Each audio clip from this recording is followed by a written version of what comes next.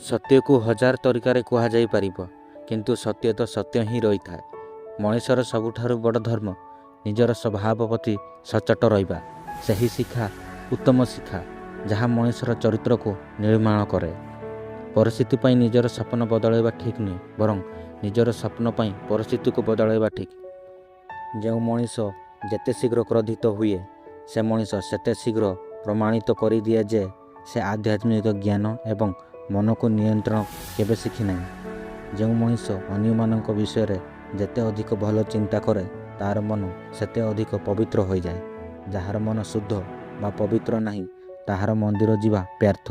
ଭଗବାନଙ୍କୁ ଶ୍ରବଣ କଲେ ମନରୁ ନକାରାତ୍ମକତା ଚିନ୍ତା ଦୂର ହୋଇଯାଏ ଏବଂ ନକାରାତ୍ମକତା ଦୂର ହେଲେ ସକାରାତ୍ମକତା ଆସିଥାଏ ଏବଂ ସକାରାତ୍ମକତା ମନକୁ ଶାନ୍ତି ଦେଇଥାଏ।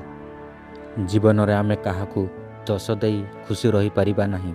ଆମେ ଖୁସି ସେତେବେଳେ ରହିବା ଯେତେବେଳେ ନିଜକୁ ସୁଧାରିବା। କାହାକୁ ଦୋଷ ଦେଇ କିଛି ଲାଭ ନାହିଁ। ସବୁ କର୍ମର ଫଳ। କିଛି ତ ତ୍ରୁଟି ଥିବ।